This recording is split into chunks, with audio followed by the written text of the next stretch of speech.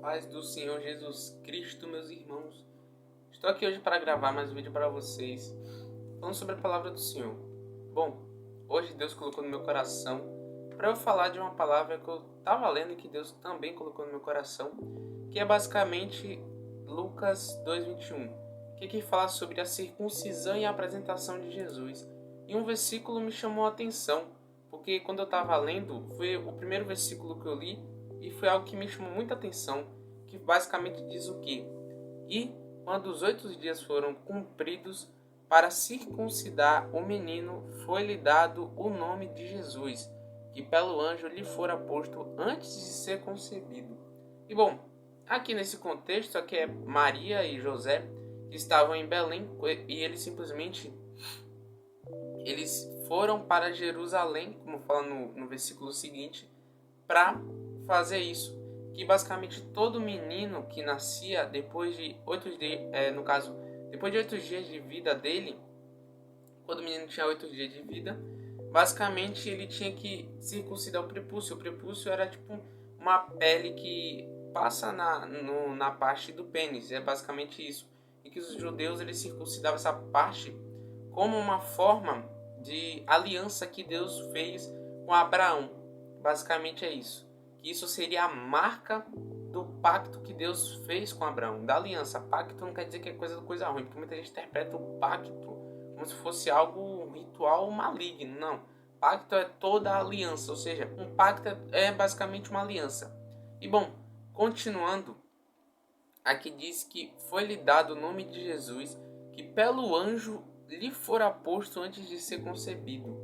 E bom, aqui fala sobre o cumprimento da lei, que basicamente é a lei de Moisés. Mas o foco de hoje é somente o versículo 21, que o nome de Jesus foi colocado nele antes mesmo de ele ter nascido.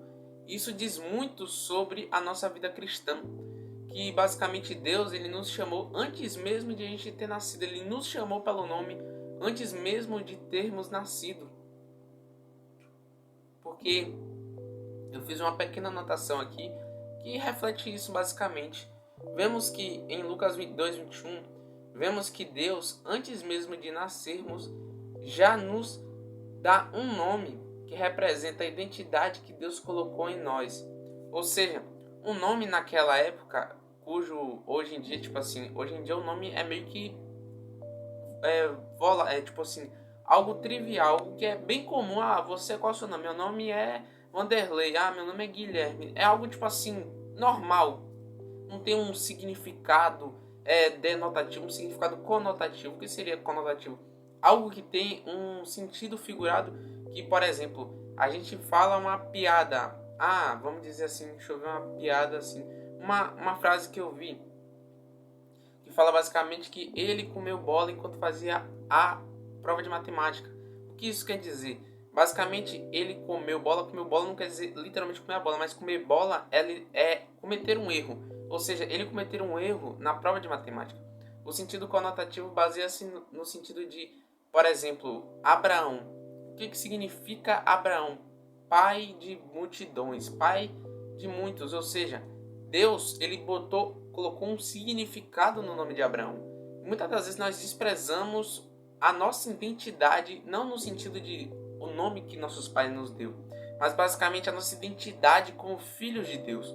Porque muitas das vezes nós pensamos assim: nossa, eu sou um fracassado, nossa, eu sou um pecador. Cara, você sim, nós somos sim pecadores, nós erramos. Não estou dizendo que você é um perdedor, que você é um derrotado, que você é um fracassado, mas estou dizendo que somos pecadores miseráveis. Nós temos uma natureza carnal horrível, mas você tem que entender que não é só porque você pecou uma vez que agora você parou de ser filho de Deus, perdeu a salvação e acabou. O que vai fazer com que você perca a salvação não é o fato de você ter errado, mas o fato de você ter abandonado a fé. Ou seja, a apostasia é você simplesmente dizer: não, eu não quero mais. É você rejeitar conscientemente isso que Deus te deu. Ou seja, perder a salvação não é cair, porque na Bíblia fala que o justo cairá 7 vezes, mas sempre se levantará. Ou seja, o que importa para Deus não é o quanto. Aquele ali caiu 5 vezes, aquele ali caiu uma vez. Não, o que importa é a sua reação depois dessa queda? O que você faz depois dessa queda? Você se joga mais ainda no pecado ou você simplesmente se volta para Deus? Porque muitas das vezes nós interpretamos o arrependimento, que é voltar para Deus, que é se mudar de rota, ou seja, a metanoia é você dar um giro de 180 graus. 360 é um giro completo, 180 é um giro em que você vira de costa de onde você estava vindo e continua. Agora você vai nessa rota que você estava fugindo, ou seja, nós estávamos fugindo de Deus.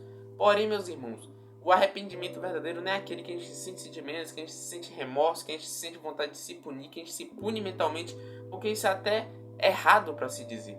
Se punir mentalmente é você dizer: o sacrifício de Cristo não foi suficiente na cruz, então eu vou me condenar aqui para ver se eu pago o meu erro. Ou seja, isso não faz o menor sentido. O arrependimento verdadeiro baseia-se na mudança de ações. Por exemplo, uma pessoa que fumava cigarro, vamos dizer assim, ela simplesmente decidiu buscar a Deus, foi para a igreja, aceitou Jesus e começou a buscar a Deus, buscar. Ela foi com o tempo largando esse vício. Ela não largou de vez, bum, acabou. Entrei na igreja, comecei a buscar a Deus, acabou. Não, não foi de vez. Foi algo que foi indo aos poucos. É como se fosse uma doença. Uma doença, quando você vai tomando remédio, ela não vai sumir de vez. Porque não existe, o remédio ele não vai curar instantaneamente. O remédio ele vai fazer com que seu corpo produza células e proteínas e moléculas para que o seu próprio corpo se proteja contra esse vírus. E ao longo do tempo, esse vírus ele vai morrendo porque ele vai perdendo lugar para as células do seu corpo que estão protegendo o seu corpo. E finalmente você vai se livrando dessa doença e os sintomas vão passando. Ou seja, a mesma coisa é a nossa vida, né, Rogério? Cristo, ele não pode simplesmente começar a botar fertilizante numa árvore. O que seria árvore? A árvore somos nós. Ele não pode dizer: árvore, cresça 50 metros agora. Não. Se fosse assim, meus irmãos, quebraria a nossa mente.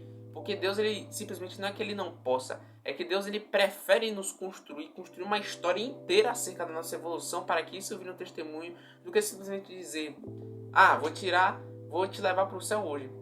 Acabou. Como é que você vai para o céu? Como é que você vai para casa de alguém sendo que você nem conhece a pessoa?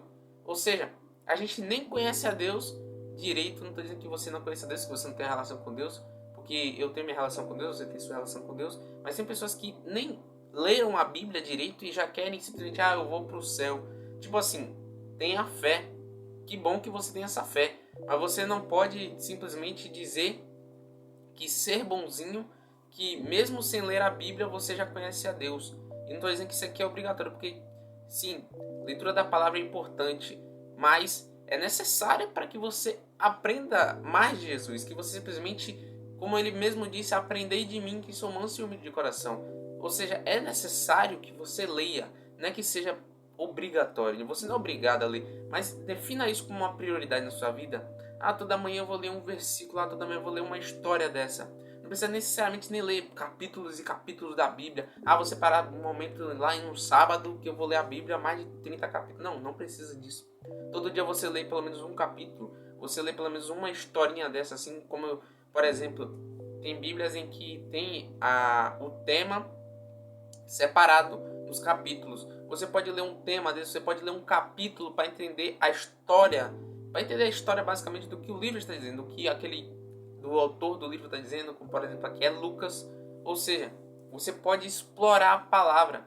E como eu havia dito sobre arrependimento, o arrependimento não se baseia assim nas suas emoções. Não é porque você está triste que você se arrependeu. Porque muitas das vezes eu já pensei que eu me arrependi porque eu me sentia triste, porque eu chorava, porque eu falava que queria mudar, porque eu prometia a Deus, mas isso não mudava nada. O que muda num arrependimento verdadeiro é você ter uma mudança de rota.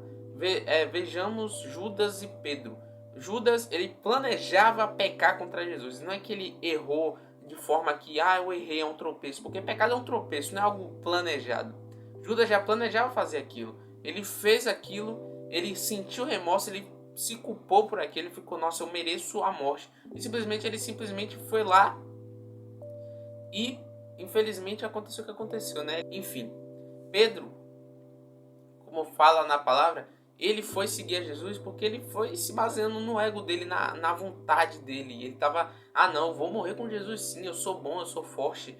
Mas basicamente o que aconteceu foi o quê? Quando ele chegou lá, uma criada pergunta a ele, você se parece com Jesus? E Pedro tava negando, não, eu não conheço esse homem não, não sei quem é ele, eu não faço essas coisas não.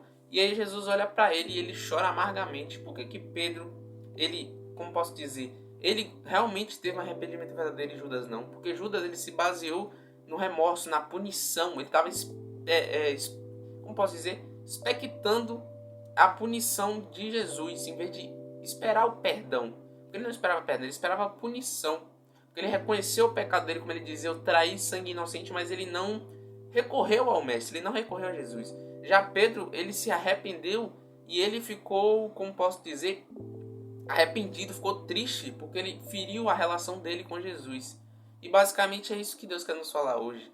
Que basicamente ele quer voltar a ter uma relação íntima com você. Você que se afastou do Senhor, você que simplesmente disse, para mim isso não dá, Deus quer o meu mal. Não, Deus não quer o seu mal, Deus quer o seu bem. Eu sei que tem momentos que Deus coloca projetos em nossos corações que parecem ultrapassar o limite da nossa expectação, do nosso entendimento. Mas Deus, ele já te deu um nome, o nome de Filho de Deus. Não que você seja o Filho de Deus, mas que você é um Filho de Deus. Ou seja, não temas o inimigo, não tenha medo do inimigo, não tenha medo de nada, porque Deus é contigo. Ou seja, assim como Jesus, ele nasceu para que fôssemos salvos, nós devemos valorizar esse nascimento de Jesus e valorizar quem Jesus foi por nós. Porque ele deu literalmente imagine você dar a sua vida por alguém.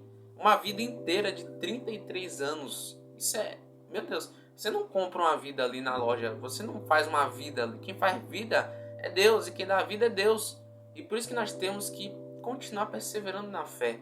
Mesmo que sua fé seja pequena, mesmo que sejam poucos minutos de oração, mas sinceros, mesmo que sejam poucos minutos na palavra, mas continue perseverando. Se puder, aumente. Se puder, ore 15 minutos. Se puder, ore 30. Se puder, ore 1 hora. Se puder. Porque cada um tem sua relação com Deus. Não é algo forçado. Você não é obrigado. Porque na Bíblia não fala sobre orar um tempo determinado. A Bíblia fala sobre você ter uma relação com Deus.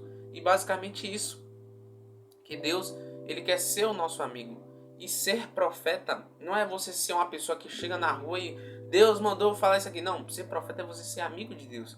Aqueles profetas que chegaram e falaram aquilo, como é que eles souberam daquilo? Deus falou com eles. Como é que Deus falou com eles? Com uma relação íntima, que eles buscaram a Deus de forma íntima mesmo. Jeremias, por exemplo, era considerado o profeta chorão. Ou seja, e Deus não chamou Jeremias de fraco. Deus sabe que nós somos frágeis, que nós somos pó, como falando na palavra, que Deus sabe que nossa estrutura é de pó e que tem momentos em que a gente só fala pelo choro. E é basicamente isso a palavra que hoje Deus colocou no meu coração. Bom, Deus abençoe a vida de todos e lembre-se, Deus te deu um nome e Deus te deu uma identidade de Filho de Deus, porque Cristo Jesus morreu na cruz por você, para que você fosse liberto dos seus pecados, para que você se arrependa e venha a Ele. O processo de arrependimento não é algo que não vale presente, não é um pagamento a Deus. É simplesmente você abrindo a porta para Jesus. E bom, essa foi a palavra que Deus colocou no meu coração hoje. E Deus abençoe a vida de cada um aqui.